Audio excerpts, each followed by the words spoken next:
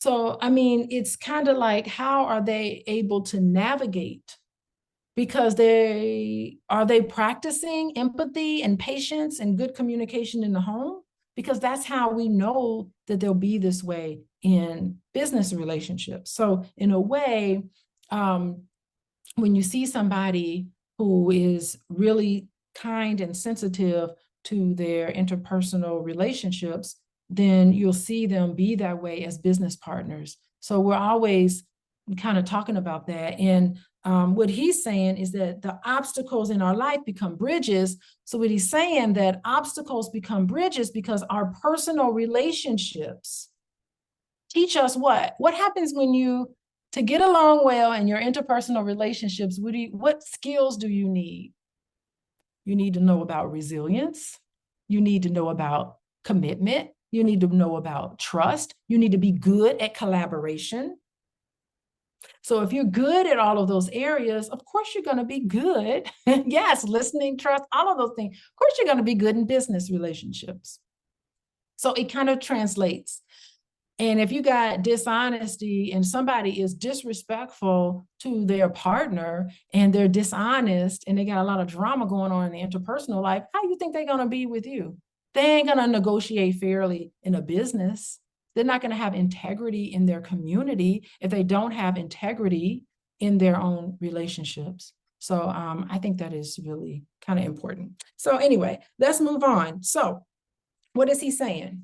He says, but what exactly happens to us? Okay, what exactly happens in us to open us to the world? What is it that happens in us that opens us to the world? In a committed relationship, we finally let go of our egos, formative insistence on being right, on getting our way, and on competing and winning. So that's the thing. He's saying this is about ego. The ego thrives on being right, having the last word, protecting your pride. That's what the ego, and last chapter talked about how we can let go of that, because true love and commitment is going to put you in a place where you need to learn how to collaborate, because people who have big egos, they don't know how to collaborate. You're going to have to be curious about someone. You have to be humble, humility. So when we insist on winning all the time in relationships, what happens? When you insist on winning all the time, what happens? Nobody wins. Everybody loses. The relationship loses. Yes, Karen, good job. Egos destroy a relationship. Everybody the relationship loses, because intimacy is not a competition.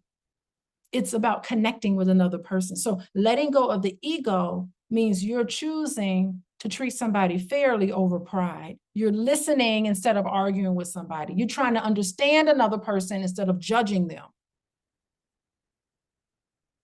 Yes, focus on the end. Hey, Dr. Vibe, how you doing? We got to focus on a win-win situation. Absolutely. So it's shifting.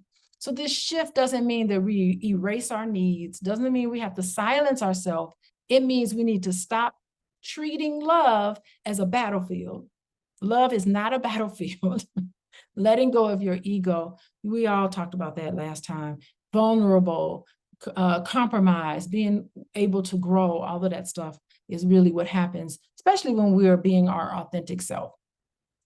Okay, so let's move on.